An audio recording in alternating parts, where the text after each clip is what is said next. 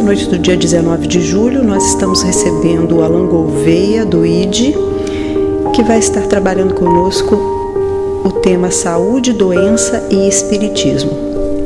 Meus queridos irmãos e irmãs, uma boa noite a todos. Uma enorme alegria estar de volta a essa casa.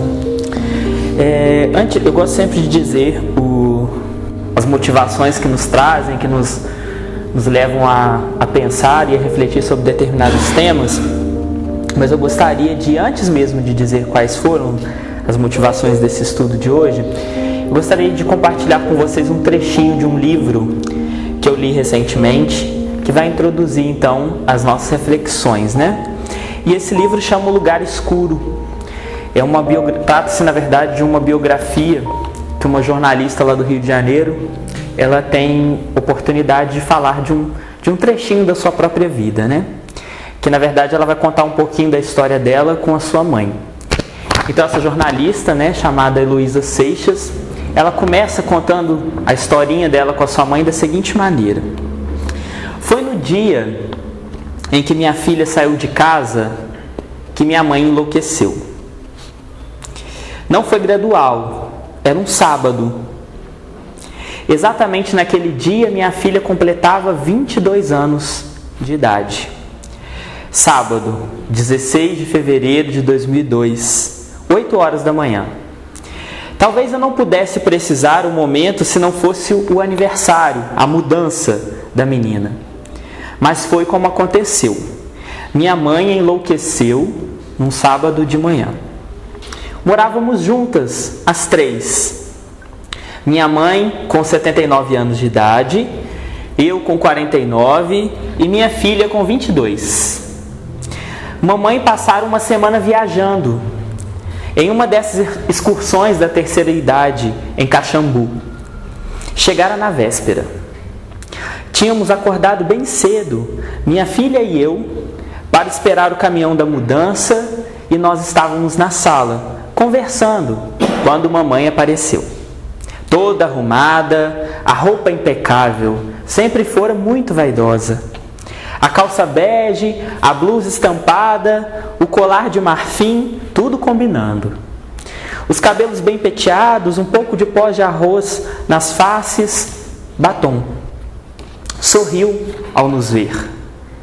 Notei que usava seu melhor par de óculos, um de aro irisado, parecendo madrepérola, trazendo incrustadas nos cantinhos superiores 2 pedrinhas de strass, como pontinhas de luz. Jamais usava aqueles óculos, a não ser quando ia sair para algum lugar muito importante. "Aonde você vai, mamãe?" perguntei. Ela me olhou, ainda sorrindo, mas trazendo na testa os vincos que denotavam um pouquinho de impaciência. "Vou descer para tomar café, claro." O silêncio que se seguiu foi imenso, de uma tal densidade que era como se o universo fosse outra vez uma bolinha de golfe, que dizem era sua dimensão antes do Big Bang. Não sei quantos segundos se passaram. Sei que eu e minha filha nos entreolhamos. E se esse momento de silêncio e perplexidade hoje me parece tão tremendo, é porque enquanto durou ainda tínhamos o benefício da dúvida. Mas precisávamos fazer outra vez a pergunta, porque a frase absurda ainda pairava no ar. E eu a fiz. "Descer para tomar café?" "Sim, descer para tomar café." E então eu entendi tudo. Quando estamos hospedados em um hotel, acordamos, mudamos de roupa e descemos para tomar café. Depois de uma semana em Caxambu, minha mãe pensava que ainda estava no hotel. Então essa historinha é só o iniciozinho, é o trecho inicial dessa obra chamada Lugar Escuro, uma história de senilidade e loucura da jornalista Heloísa Seixas. E no decorrer da obra, portanto, ela vai narrar um pouco da sua história, sobre como ela lidou e como foi a sua experiência no tratamento de sua mãe, diagnosticada a partir de então com o mal de Alzheimer. E aí, quando a gente então intitula um estudo chamado Saúde, Doença e Espiritismo, é porque, na bem da verdade, esse tema nos surgiu por uma encomenda. E uma encomenda que eu diria muito especial. Porque lá no ID houve um processo de mudança, né, de diretoria e tal. E aí os novos diretores que fazem a marcação das palestras, eles decidiram coletar sugestões de temas do público que frequentava as palestras. E aí então havia lá, entre as sugestões dos nossos frequentadores, o seguinte tema: como lidar com doenças degenerativas. E eu achei muito interessante a iniciativa, porque muitas vezes nós que trabalhamos com divulgação espírita partimos de pressupostos totalmente pessoais do que a gente acha que as pessoas têm que ouvir ou devem ouvir. E eu achei interessante porque agora as pessoas estavam tendo a oportunidade de dizer sobre o que elas gostariam de ouvir. E aí eu me peguei pensando, né, porque foram me apresentadas várias sugestões e eu escolhi exatamente esse, sobre como lidar com doenças degenerativas. Primeiro porque é um tema difícil e eu gosto de um desafio, mas também porque, de alguma maneira, esse tema se aproxima muito do que eu estudo, do que eu pesquiso no âmbito profissional. Não sou médico, não sou da saúde, mas a partir do olhar das ciências sociais eu tenho uma preocupação sobre justamente compreender como é a vivência das pessoas em torno das doenças degenerativas. No meu caso, da minha pesquisa, eu estudo especificamente o câncer, cujo alguns cânceres são exatamente degenerativos. E aí a gente se pergunta, tá, mas o que será, ou o que serão essas benditas doenças degenerativas, né? As doenças degenerativas se caracterizam de uma maneira bastante geral, né, dizendo do que se trata, como aquelas doenças que a gente sofre uma lesão em algum tecido do nosso corpo, e essa lesão ela é progressiva e irreversível, ou seja, ela apenas, né, se agrava e não tem como a gente reverter essa situação. O que a gente pode fazer através da tecnologia, dos medicamentos, é estacionar, fazer com que essa progressão seja mais lenta e etc. E aí a gente vai perceber, então, portanto, que elas são diferentes de quando a gente tem uma doença infecciosa, como uma virose, alguma coisa causada por uma bactéria, um parasita, algum micro-organismo, não é verdade? E aí, quando alguém nos solicita falar sobre isso, e me parece extremamente importante, porque acontece que nas sociedades urbanas, industrializadas, acontece que o perfil epidemiológico, ou seja, cada vez mais esse tipo de doença cresce, porque à medida que a tecnologia vai se desenvolvendo, a gente vai criando vacinas, remédios, medicamentos para curar muitas dessas doenças infectocontagiosas que dissemos, né, que são transmissíveis e tal. Ainda existem, não estou dizendo que elas não existem, elas têm. A gente está vendo aí o problema do Zika, da dengue, de tantas outras doenças. Mas hoje em dia é mais comum as doenças crônico-degenerativas, que são essas ainda com as quais a gente ainda está aprendendo a lidar e, portanto, estão se tornando mais comuns. E aí, como elas são doenças, ou seja, permanentes, a gente precisa de fato aprender a lidar com elas. E é importante então para nós, enquanto espíritos, entendermos o que esse tipo de acontecimento, porque você receber um diagnóstico de uma doença crônico-degenerativa é um acontecimento importante de nossas vidas. Então é importante que nós espíritas compreendamos o papel e a função desse tipo de acontecimento durante a nossa experiência encarnatória. Então é um pouquinho disso que a gente vai tentar fazer na noite de hoje. E só para trazer alguns exemplos de quais seriam esses tipos de doença, né?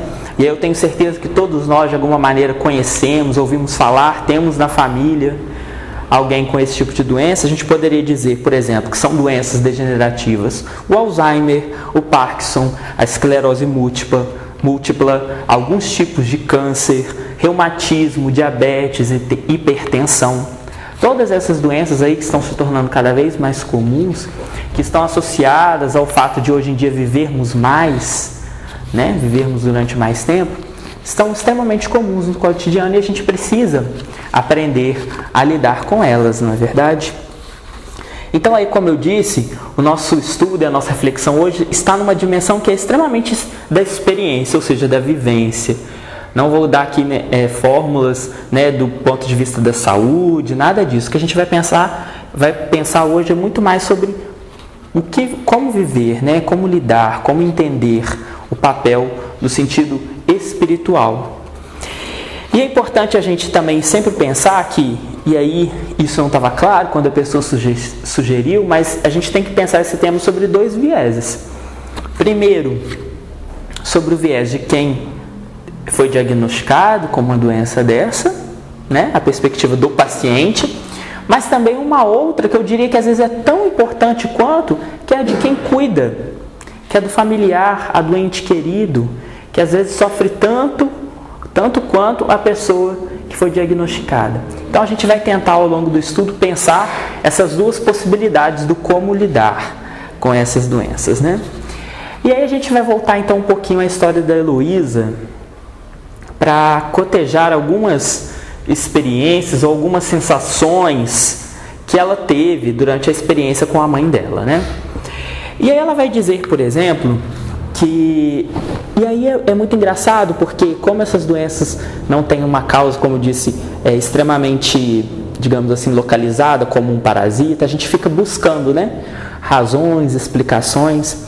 E aí ela vai dizer, por exemplo, ela vai atribuir fortemente o fato de a sua mãe ter tido Alzheimer por conta da separação do pai dela.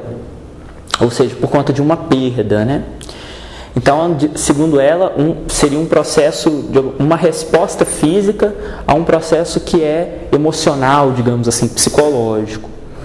Mas a gente também pode pensar isso, por exemplo, e aí pensando na doença que eu estudo, eu já conversei com muitas pessoas que já tiveram câncer, por exemplo, e existe uma ideia também, quase senso comum, de que também às vezes você desenvolve câncer por uma mágoa, por um ressentimento. Tem muitas dessas ideias, Tem muitas dessas ideias que não são comprovadas, que não se sabe, mas que são tentativas nossas. E o que a gente vai tentar, então, à luz do Espiritismo, é compreender que não importa tanto a gente querer descobrir a causa no sentido emocional, importa muito mais o que a gente vai fazer diante desse acontecimento em nossas vidas. Mas a gente vai chegar lá. O que eu queria dizer só, aproveitando a experiência da Heloísa, é que a gente não tem que ficar se prendendo tanto ao porquê que as coisas aconteceram, E aí, ela também diz, a Heloísa, que em alguns momentos, no cuidado com a mãe se tornava muito agressiva, impaciente, às vezes fazia chantagem, sobretudo no início da doença. Ela conta que ela tinha vontade, às vezes, de agredir a própria mãe, de tanto que ela se irritava com aquelas situações. E eu achei esse depoimento muito sincero, Imagino você publicar isso num livro, Você dizer que teve vontade de agredir sua mãe é bastante sincero. Mas é interessante da gente pensar porque muitas vezes no trato, no como lidar com a doença de uma pessoa querida, a gente vai ter momentos de dificuldade, de impaciência. Nós somos seres humanos, E aí, portanto, é uma coisa difícil mesmo você cuidar de alguém com uma doença grave, com uma doença complicada como essa. Então aí é importante sempre a gente tentar de alguma maneira estabelecer um equilíbrio, Estabelecer um teste ali sobre o quanto que esse lidar vai nos demandar algumas virtudes que a gente vai reconhecer que a gente não tem, E aí, portanto, reconhecer a importância dessa experiência, mesmo não tendo a doença, mas de quem está junto. Então esse depoimento eu achei bastante interessante. E ela também vai dizer do quanto que às vezes nessa lida com o outro doente, com o outro enfermo, as coisas mudam de um dia para o outro, E aí isso me faz pensar também na própria inconstância da própria vida. Porque hoje em dia você pode receber uma notícia dessa a qualquer momento, assim como a morte também pode aparecer a qualquer momento em nossas vidas. Então, e aí isso me faz pensar no quanto que a gente precisa tomar cuidado em nossas vidas para pensar se estamos aproveitando as oportunidades, os recursos que Deus nos dá, né? E aí de que recursos nós estamos falando? A princípio a própria vida, mas também uma saúde, a força física, o vigor, né? A gente poder falar, a gente poder ter inteligência, a gente simplesmente poder andar. Então é importante que todas as nossas vidas a gente possa valorizar esse tipo de coisa e aproveitar todos esses recursos em prol do nosso próximo. Porque nós nunca sabemos o que, né, está à nossa frente, o que nos aguarda. Então é importante da gente poder valorizar tudo isso, né? E é muito importante também que nesse ato do lidar com uma pessoa doente, a gente mantenha também algum equilíbrio para que nós mesmos não nos adoeçamos. Porque a própria Luísa também fala que às vezes as crises, os problemas eram tão graves que ela tinha crises nervosas, estava à beira de adquirir uma depressão, problemas de estresse. Então a gente precisa sempre estar vigilante, né, diante dessa lida com o outro. Então, porque a figura do familiar, isso eu também identifiquei durante as minhas pesquisas, que muitas vezes o paciente está ali sofrendo com o mal, né, com a sua doença, com as dores, com as limitações físicas, mas aquela pessoa que está cuidando daquele doente está ao mesmo tempo sofrendo por conta da dor do ente querido, mas também está preocupado com tantos outros problemas da vida social. Problemas no trabalho, problemas financeiros, problemas emocionais, questões internas. Então você tentar equilibrar isso tudo é muito complicado, é muito difícil mesmo. E aí fica uma carga muito pesada, e é por isso que eu gosto de chamar muita atenção para essa figura, que é muito importante, a figura da doença, que é daquele que cuida, do acompanhante, né? Então é muito importante tentar manter um equilíbrio psicológico para que essa pessoa também não adoeça, porque aí vocês imaginam o quanto que é complicado, né? Se a gente já tem uma doença grave e a pessoa que cuida também adoece, aí fica tudo potencializado, né? Então a importância da gente poder cuidar, né? Já tá o sinal, o alerta já está ali. Mas, e aí fechando um pouquinho esse exemplo da história de Heloísa, ela vai narrar já lá para o fim da história, mas não vou contar como ela termina, mas do quanto que aquilo tudo serviu de aprendizado, sobretudo para o relacionamento que ela tinha com a mãe, que não era nada complicado, que não era nada fácil. E aí por isso, reconhecer a importância do sofrimento, não só para aquela pessoa, mas para as outras que estão em sua volta, né? Nada na natureza é em vão, né? Tudo tem uma razão, o acaso não existe. Então a gente compreender essa importância, né?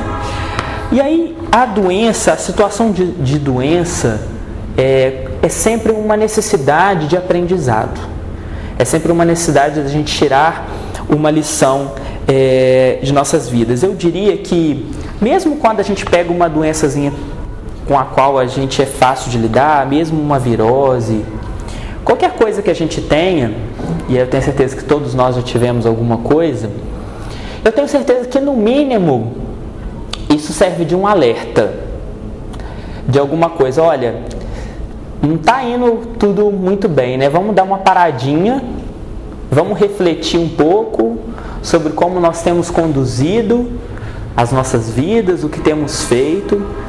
Então eu diria que há uma necessidade, sempre um alerta, um sinal ali, muito importante da gente repensar a nossa trajetória. Então quase sempre que a gente tem algum problema, é importante da gente parar, voltar os olhos para si mesmo, para as nossas necessidades físicas, para as nossas necessidades espirituais, sobretudo, né? E aí, quando a gente vai lá no Livro dos Espíritos, Allan Kardec vai sempre colocar que a ocorrência, e é interessante porque ele coloca isso em 3 diferentes momentos, né, porque não é um tema que ele se dedica no Livro dos Espíritos, vai aparecer no Evangelho segundo o Espiritismo com mais alguma força, mas ele vai colocar lá que muitas vezes as enfermidades das quais nós somos acometidos, elas acontecem por conta de excessos que a gente comete, né? Porque Aí isso nos faz lembrar sempre da importância do cuidar do nosso corpo, mas também do nosso espírito. E é aquele raciocínio que é sempre importante da gente ter para pensar dentro do espiritismo, né? Bom, nós somos essencialmente espíritos. Temos um corpo. E é importante, se nós somos o espírito e temos um corpo, é necessário que, enquanto eu estiver ligado a esse corpo, que eu cuide dele, porque ele vai servir de instrumento para as situações, as circunstâncias com as quais eu vou ter que lidar nessa vida. Então aí, às vezes a gente pensa assim, né, dentro do espiritismo, então eu tenho que só que trabalhar, viver uma vida mística. Não, eu preciso cuidar também do meu corpo. Isso inclui não só ter uma alimentação saudável, fazer exercícios regulares, enfim, uma série de recomendações que os médicos nos dão sempre. Então, a necessidade de cuidar do corpo é uma coisa muitíssimo importante, mas também cuidar do espírito. E aí, quando a gente pensa na ideia de cuidar do espírito, significa também pensar em exercícios e alimentos para esse espírito. E quais exercícios são esses? O exercício das virtudes, da prática da caridade, da humildade. E também o pão espiritual, aquele que a gente adquire através de leituras edificantes, através de conversas salutares, de discussões que edificam. Então são necessidades tão importantes e mútuas durante a nossa vivência aqui na Terra, né? E a gente não pode dissociar uma da outra, nem se dedicar mais a uma e menos a outra, porque tudo isso é muito importante. E aí a gente erra, portanto, quase sempre, né? E aí por isso que muitas vezes vem a enfermidade, né? A academia está dizendo que todas, mas muitas vezes as enfermidades vêm por causa dos excessos. E aí quais são os excessos, né? É quando a gente abusa demais dos prazeres materiais. E aí lá no Evangelho segundo o Espiritismo tem uma frase que eu gosto muito, né? Que a gente fica sempre nessa dúvida aí do equilíbrio entre o necessário e o supérfluo. Que aí Allan Kardec lá no Evangelho segundo o Espiritismo ele diz que o homem pode até aproveitar dos gozos terrestres. Ou seja, o que ele está dizendo? Nós podemos sim aproveitar dos prazeres materiais. Nós somos carne, né? Então podemos e devemos, inclusive, se precisa de matéria precisa de matéria, e a gente pode até aproveitar dessa matéria para usufruir dos prazeres que dela decorrem. O problema está sempre no excesso, no abuso que a gente faz disso tudo. Porque como esses prazeres, né, os prazeres materiais, vocês vão concordar, em sua grande maioria são todos transitórios, né? A gente aproveitou ali aquela comidinha gostosa, a gente quer sempre fazer mais e mais. A gente nunca não tem uma saciedade. E aí, portanto, quando a gente faz mais, a gente acaba se excedendo e criando ali uma dependência, um processo vicioso. Isso está para muitas coisas, porque tudo, né? Os antigos já nos diziam, né, que tudo em excesso faz mal. Então, tudo em que a gente se excede, que a gente abusa, a gente obviamente vai criando um processo doentio, que pode se iniciar no espírito e depois se manifestar em nosso corpo. Então é por isso que fica esse alerta de que uma doença muitas vezes é um sinal de que estamos nos excedendo de alguma maneira. E é a importância de voltar então as nossas atenções para nós mesmos, porque às vezes a gente fica muito preocupado com a vida material, né, com as coisas que a gente quer conquistar, com as coisas que a gente quer adquirir, e se esquece do essencial e o primordial, que são as conquistas e as riquezas do espírito, sobretudo, né? Eu encontrei uma frasezinha de Chico Xavier, que ela é bem interessante, que ele diz o seguinte, olha: toda vez que descuidamos do patrimônio do corpo, abusando e afrontando os perigos da vida e chegamos à morte, esta morte não vem de Deus. Tudo que vem de Deus vem devagar. Então, ou seja, quando a gente está experimentando aqueles perigos, né, aquelas coisas que a gente sabe que não vai nos fazer bem, que vai nos fazer mal, quando a gente vai em busca insistentemente, persistentemente e se excedendo nesses perigos da vida, a gente pode muitas vezes estar nos aproximando da morte e fazendo com isso, ocasionando, buscando por nós mesmos a nossa própria morte.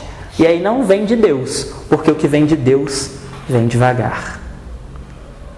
E aí eu gosto sempre daquela comparação para a gente pensar, né? Que nós somos espíritos e aí para vivermos numa vida material, a gente vai precisar, né, desse veículo, que é o nosso corpo. E esse nosso corpo vem com um combustível suficiente para vivermos um determinado período. E essa quantidade de combustível, né, que a gente dá o nome de fluido vital, ela vai ser gasta da maneira como a gente cuida bem ou mal desse veículo. Então, se a gente cuida mal, obviamente que a gente não vai viver o tanto que aquele combustível vai aguentar nos levar. A gente vai acabar gastando demais esse combustível. E aí, portanto, vai viver menos. E aí, vivendo menos, a gente não tem a oportunidade de viver outras tantas experiências que o meu espírito precisa, né? Então, a gente precisa necessariamente cuidar muito bem desse nosso veículo para que ele chegue até o tempo necessário, previsto, né, antes da gente reencarnar, para poder viver bem, né? Então aí a gente pode pensar sempre que então você está nos dizendo que as dores físicas, as mazelas, né, físicas, as mazelas do nosso corpo são necessárias para o nosso espírito, né? Porque elas vêm para o nosso aprendizado, para a nossa lição, para a gente aprender a valorizar aquilo que realmente importa. Enfim, tem uma série de lições e aí cada um a seu turno vai saber, depois de passar pela experiência, o que adquiriu de lição com determinadas doenças. Aí a gente pode achar assim, mas o espírita gosta de sofrer, né? Porque faz uma apologia ao sofrimento, fala da importância. Tem muita gente que tem essa ideia. E não é bem assim. Na bem da verdade, a ideia que nós espíritas devemos fazer em torno da dor e do sofrimento está muito além de uma noção que se aproximaria de uma ideia masoquista, de gostar da dor. Não é isso. Nós espíritas apenas entendemos a importância e o papel que o sofrimento tem em nossas vidas. Mas isso não significa que a gente vai ficar sentado, paradinho, estou sofrendo, eu preciso ficar aqui sofrendo porque o meu espírito precisa aprender. Não.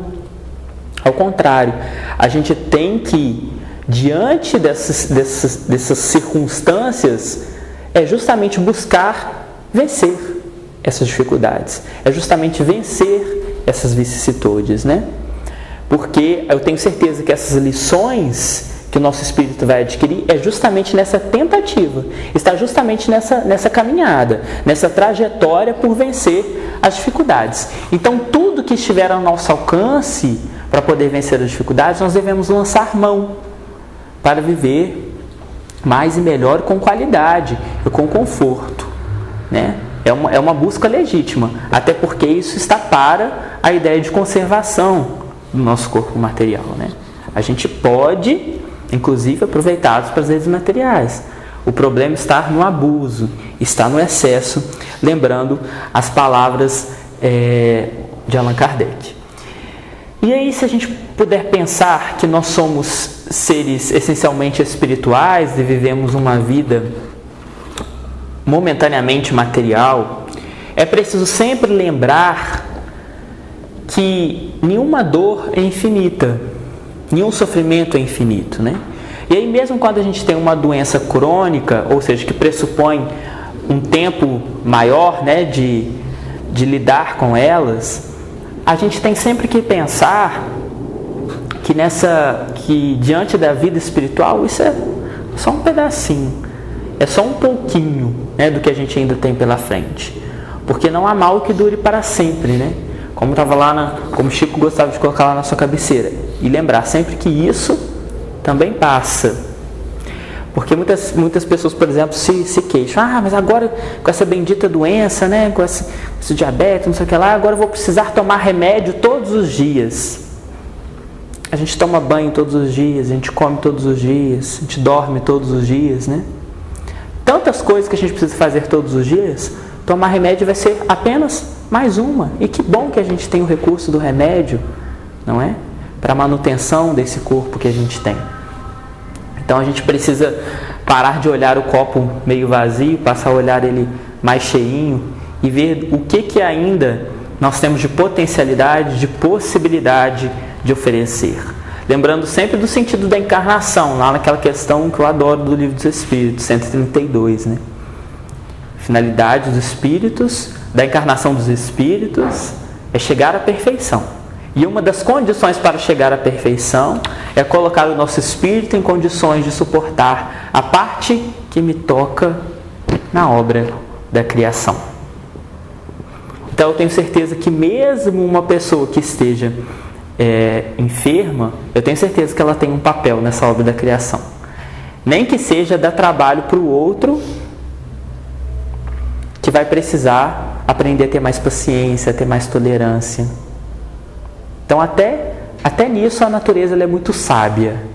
E eu tenho certeza que se todos nós que estamos encarnados, fizéssemos o nosso papel na grande obra da criação, se todos nós usássemos os nossos talentos, as nossas possibilidades para ajudar nessa grande obra, eu tenho certeza que viveríamos muito mais e melhor aqui na Terra. Uns ajudando uns aos outros, com menos disputas e mais harmonias, né? Com menos brigas e mais cooperações. Tenho certeza que é esse o sentido e é isso que nós devemos buscar em nossas vidas, né? Aí a gente para pensar, e aí eu já até disse isso, mas foi esse ano, eu tive visitando o Instituto Nacional do Câncer lá no Rio de Janeiro. E eu andei conversando com algumas profissionais e eu ouvi uma frase de uma psicóloga que eu achei interessantíssima e que eu acho que ela tem um fundo espírita muito forte. Porque ela me disse assim, né? Que a gente estava discutindo sobre a ideia de que se a gente der credibilidade a todas as coisas que a gente ouve, né? Que dá câncer, né? A gente recebe tanta coisa por WhatsApp, Facebook, televisão... Tudo hoje em dia dá câncer, né? E aí eu estava brincando com ela que viver praticamente dá câncer, porque quase tudo que você faz dá câncer. E aí o diagnóstico de câncer ainda está muito aproximado hoje em dia de uma ideia de que ter câncer é quase você ter morte, você ter uma sentença de morte. Sendo que, na bem da verdade, a medicina já avançou tanto, a gente já se buscou, já se consegue tantas coisas, né, para tantas doenças, inclusive o câncer, que a gente não deveria mais ter esse pânico e esse pavor, né? Algum tempo atrás não se falava sequer o nome da doença, queria se esconder, as pessoas deixarem dentro de casa, e essas coisas parece que ainda existem, né? Parece que a gente ainda carrega um pouco disso. E aí eu estava falando sobre ela e ela me falou assim, pois é, e as pessoas se esquecem ainda mais, se esquecem de que todos nós sofremos de uma doença terminal, chamada vida. E é bem verdade. A vida é uma doença terminal, né? A partir do momento que a gente nasce, a gente só vai perdendo. Um dia após dia, a gente vai terminando a nossa vida, né? Então a gente precisa pensar que todos os acontecimentos de nossas vidas são passageiros. E que todo dia que o sol se põe e nasce novamente é uma nova oportunidade, né? De trabalharmos, de buscar o essencial, de buscar o que realmente importa, sobretudo para nós que temos uma consciência alargada da existência. Uma consciência alargada da existência significa uma consciência de que somos espíritos. Estamos buscando aqui aquisições para o nosso espírito. Então é muito importante. E aí uma outra questão que a gente pode se fazer, né, já que estamos num ambiente espírita, a gente poderia se questionar. Então você está dizendo aí, aliás, você não, Kardec, a doutrina espírita está nos dizendo que que as doenças então são coisas importantes, constituidoras da nossa experiência, né? Uma doença é algo que faz parte, que a gente precisa passar por elas, porque são condições de sofrimento, e condições de sofrimento são sempre importantes para o nosso aprendizado. Sim, é isso. Estamos dizendo isso. Então, será que é legítimo, reconhecendo tudo isso, será que é legítimo que a gente busque uma cura espiritual? Será então que a gente deve buscar, reconhecendo toda a importância da enfermidade, do processo de adoecimento em nossas vidas, será que é importante a gente ir a um médium que a gente sabe que tem o dom da cura, ou algum hospital espírita, né? E buscar essa cura? É uma questão interessante da gente se fazer.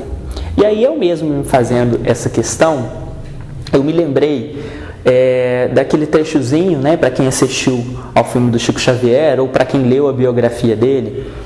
Eu me lembro que em dado momento, né, Chico Xavier já estava um pouco mais velho e tal, e ele tinha uma dificuldade na visão, uma doença, que eu não me lembro qual, não sei se era uma catarata, um glaucoma, alguma coisa assim, que diminuía a visão dele. E então uma de suas irmãs lhe questiona, ora, por que, Chico, você não vai no médium, se não me engano, no João de Deus? Por que você não vai até um médium tal e peça para ele te curar e resolver esse seu problema de visão?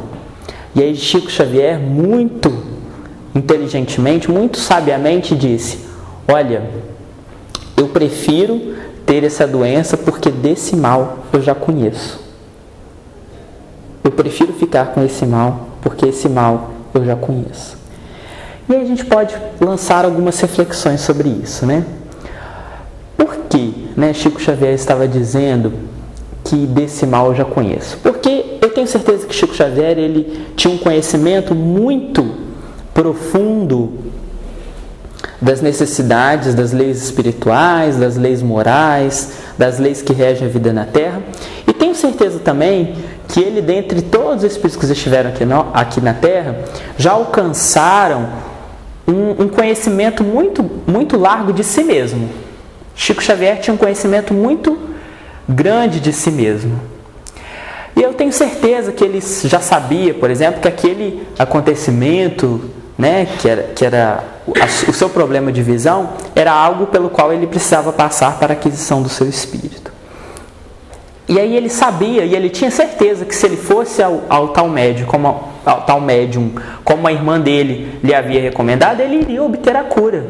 Com certeza, ele não duvidava disso. Ele sabia que aquele médium teria capacidade de poder resolver o seu problema. Mas por que ele não ia? Porque ele sabia que, curando aquele problema, possivelmente viria o mesmo novamente ou algum outro, que aí ele já não conhecia mais. Então ele preferia ficar com o mal que ele já conhece. E é importante, por que então que a gente tem que pensar sobre isso? Então quer dizer que não vale a pena eu buscar cura espiritual, porque se eu resolvo aqui, ele pode voltar depois. E eu vou dizer que não, que vale a pena sim a gente ir buscar a cura espiritual. Por quê? E aí é um conhecimento muito simples. Quando a gente vai, e aí lá em Juiz de Fora, por exemplo, eu conheço alguns centros, né, que tem trabalhos de cura espiritual, de fluidoterapia. Vocês podem observar que sempre, nas sessões dedicadas a esse tipo de atividade, sempre, quase sempre, tem uma sessão antes evangélico-doutrinária. E por que tem essa sessão antes? Porque se sabe que junto com a cura espiritual tem que vir junto para a manutenção dessa cura uma mudança moral. Então é uma necessidade que, conquistando essa graça divina da cura do corpo, através das energias, através do trabalho dos médiuns, é necessário uma mudança, uma postura moral. Talvez Chico Xavier reconhecesse que ele ainda não estava em condições de fazer a mudança que ele precisava fazer. E por isso ele recusara. Ou ele sabia que ele precisava ficar com aquele problema, viver, lidar com aquele problema. E aí então a necessidade da gente reconhecer que, como está aqui na mensagenzinha, né, que eu achei brilhante, muito importante a mensagenzinha, super a ver com o nosso tema, muitas das vezes a nossa questão, o nosso problema procede do Espírito. Então eu posso obter uma graça material no meu corpo, mas se isso não vier acompanhado de uma mudança espiritual, ou seja, de uma mudança de nossa mente, de nosso espírito, ela não vai se consolidar, ela não vai ficar firme. Então daí a importância de, junto a um processo de cura, obter também um processo de reforma íntima, um processo de reforma moral, de reformulação das nossas condições morais atuais, né? E eu gosto sempre, então, portanto, de dizer que a gente precisa não ficar lembrando, né? Eu já até antecipei um pouquinho isso, de a gente não ficar necessariamente buscando, apesar de reconhecer o papel da doença no nosso desenvolvimento moral, mas a gente ficar evitando buscar uma culpa que esteja localizada em um espaço onde a gente não tem acesso mais. Vou ser mais claro. Muitas vezes, quando a gente desenvolve uma doença mais grave ou mais séria, como essas, né, crônico-degenerativas que a gente está falando aqui hoje, a gente vai tentar buscar explicações para elas lá em outras vidas, né? Eu devo ter feito muito mal para não sei quem, ou eu devo ter usado mal essa parte do meu corpo e aí agora eu estou com esse problema. Pode até ser que isso tenha ocorrido, mas a gente nunca vai ter certeza. Porque Deus nos deu aquele tal esquecimento do passado. E, portanto, se Deus me deu esse tal esquecimento do passado, é porque eu não preciso lembrar. É importante o quê? Que eu vivo agora. Que eu lute contra essa dificuldade, que eu consiga superar essa dificuldade com os recursos de que eu disponho nesse momento. Porque aí se a gente fica buscando uma causa no passado, ou fica ansiando demais por um futuro, por uma cura, sem atuar e agir no presente, eu vou estar sofrendo de outras duas doenças. Quais sejam? A depressão, por um excesso de passado, e a ansiedade, por um processo de ansiar demais pelo futuro. Então, um excesso de passado e um excesso de futuro. E aí, pensando no ontem e no amanhã, a gente se esquece do hoje. E não age pela busca da melhora, não só do nosso problema físico, mas também dos nossos problemas morais, que todos nós temos. Então aí a gente precisa reconhecer o quanto nós estamos ainda precisando de trabalhar muitas questões em nossas vidas, né? Muitas questões mesmo. E aí a ideia hoje em dia as coisas, né, que esse tipo de problema que a gente tem quase sempre vira passível de ser tratado clinicamente, né? Hoje em dia uma simples tristeza, as pessoas já levam para o médico, já vão tratar, já vão dar um remedinho. Hoje em dia já tem várias drogas e a gente chama isso, dentro dos nossos estudos, né, de uma medicalização da vida. Ou seja, quase tudo que a gente tem hoje é passível de ser tratado clinicamente. E a gente precisa pensar se realmente muitas coisas que a gente sente precisam ser tratadas através da medicina, ou se não podem ser simplesmente tratadas com mudanças comportamentais. E aí, que tipo de mudanças comportamentais? O exercício da paciência, o exercício da tolerância, exercitar um pouquinho a ideia do altruísmo, de ser um pouco mais caridoso com o outro. Existem tantas práticas das quais a gente pode lançar mão, e o Espiritismo aí está lançando mão de várias sugestões para nós. Será que não vale a pena a gente testar, né, esse tipo de atitude? Eu tenho certeza que assim a gente vai conseguir obter e alcançar graças incríveis, né? Se a gente for pegar, né, e eu citei essa mensagenzinha aqui da Joana, que ela é um pedacinho, mas se a gente for pegar, por exemplo, a obra dela, A obra da Joana de Ângeles, em quase todos os livros, ela vai apontar para isso. Que muitas vezes os nossos problemas, as nossas enfermidades advêm do nosso espírito, porque não está equilibrado, não está fazendo o papel que deveria cumprir, né? Então, aí ela propõe exatamente o quê? A busca do autoconhecimento, a busca do conhecer a si mesmo, né? A obra da Joana de Ângeles tem uma dimensão psicologizante muito forte, porque a mente é que vai comandar, né, quase tudo. E a mente nada mais é do que o nosso espírito. Então a gente precisa empreender esse mecanismo de reconhecer as nossas fragilidades, reconhecer aonde a gente precisa melhorar e exercitar essa melhora. Porque não adianta a gente só identificar, né? A gente precisa identificar e praticar. Está aí a fórmula para que a gente consiga e alcance muitas graças, né? Mas assim como Joana, Emmanuel também vai defender, lá no livro O Consolador, na questão número 96, um pouco disso, né? E aí eu destaco aqui essa questão em que ele pergunta assim, olha, toda moléstia do corpo tem ascendentes espirituais, ou seja, ele está perguntando, tudo que acontece com o nosso corpo é um reflexo do nosso espírito, né? Tem ascendência espiritual. E aí Emmanuel responde, olha, as chagas da alma se manifestam através do envoltório humano. O corpo doente reflete o panorama interior do espírito enfermo. A patogenia é um conjunto de inferioridades do aparelho psíquico. E é ainda na alma que reside a fonte primária de todos os recursos medicamentosos definitivos. Ou seja, está lá na alma, está lá no nosso espírito, aonde a gente vai buscar a fórmula mais curadora. A assistência farmacêutica do mundo não pode remover as causas transcendentes do caráter mórbido dos indivíduos. O remédio eficaz está na ação do próprio espírito enfermiço. Podeis objetar que as injeções e os comprimidos suprimem a dor. Todavia, o mal ressurgirá mais tarde nas células do corpo.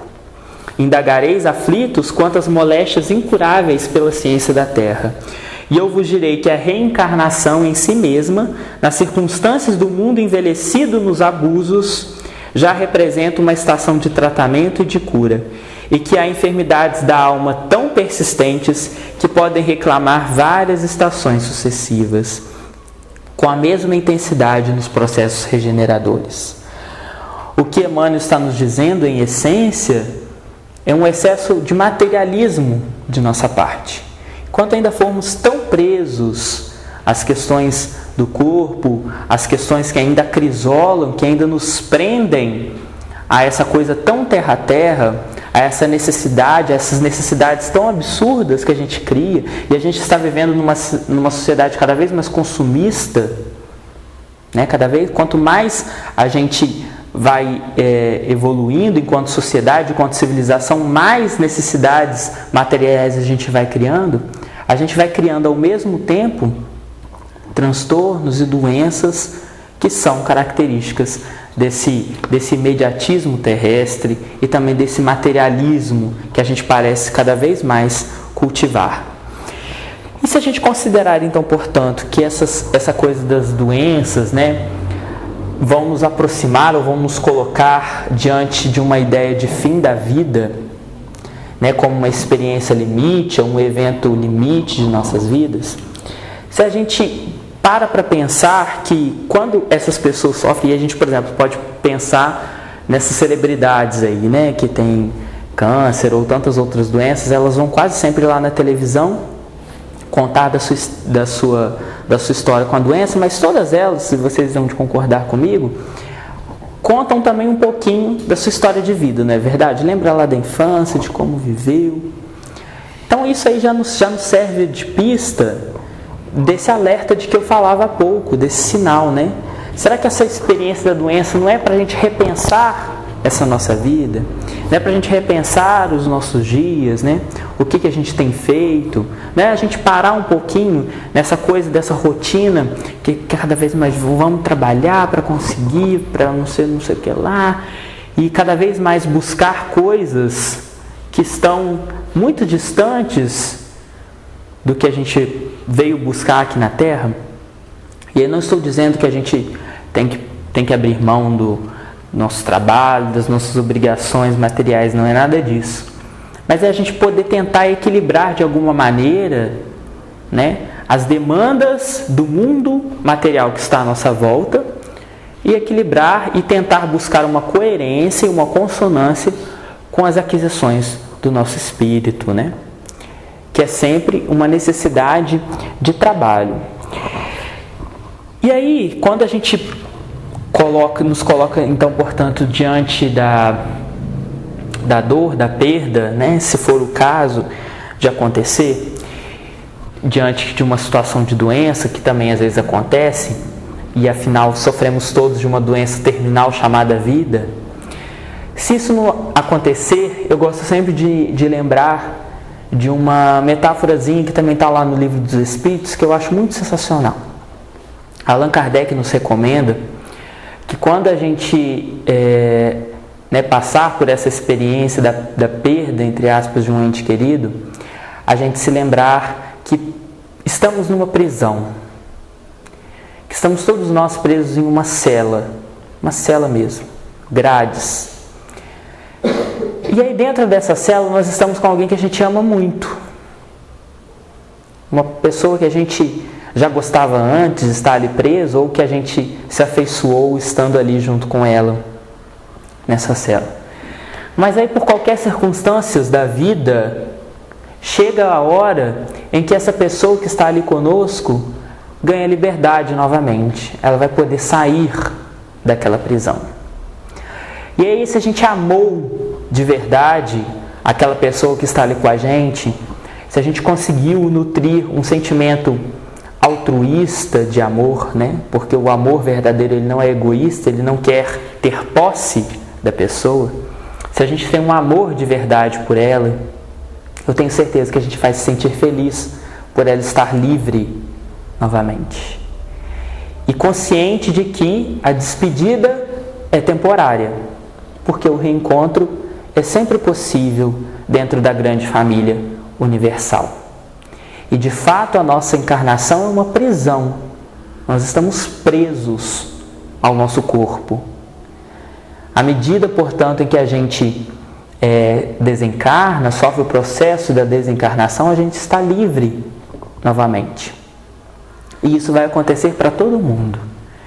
Então, quando eventualmente nos acontece isso, vamos nos conservar e saber que a saudade vai existir, mas a gente não deve sofrer tanto a ponto de fazer com que a nossa vida não prossiga e não deixe fazer com que a vida daquela pessoa que se despede de nós também não prossiga, né?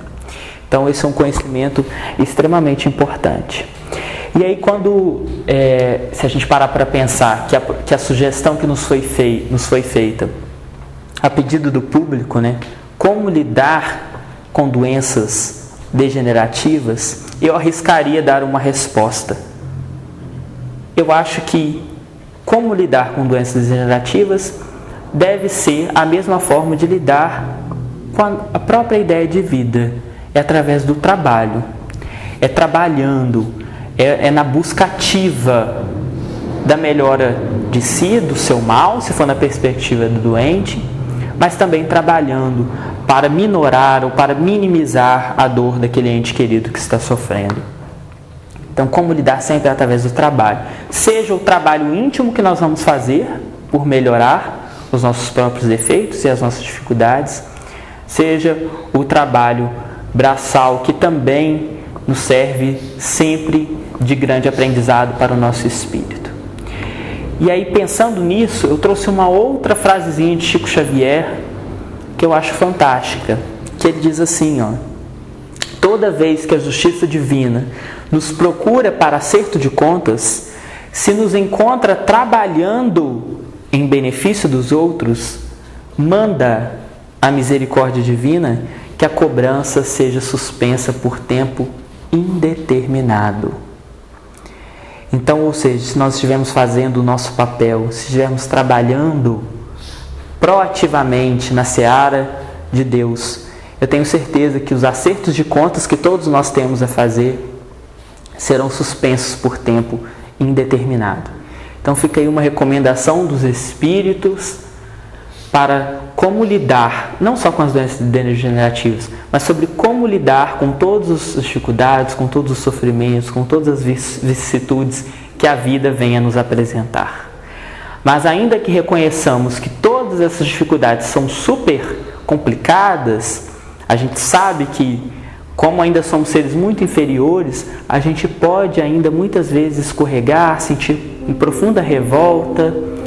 Mas aí, diante dessas circunstâncias, vamos nos lembrar de outras palavras de Emmanuel, numa mensagenzinha que ele deixa intitulada Nunca Esmoreças.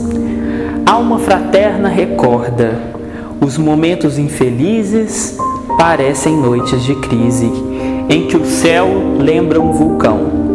Rembombam trovões no espaço, coriscos falam da morte, passa irado o vento forte, tombando troncos no chão. Os animais pequeninos gritam pedindo socorro, descendo de morro em morro, cai enxurrada a correr. Mas finda a borrasca enorme, no escuro da madrugada, em riscas de luz dourada, vem um novo amanhecer. Assim também na vida, se atravessas grandes provas, na estrada em que te renovas, guarda a calma, ativa e sã. Sofre, mas serve e caminha. Vence a sombra que te invade. Se a hora é de tempestade, há novo dia amanhã. Muito obrigado.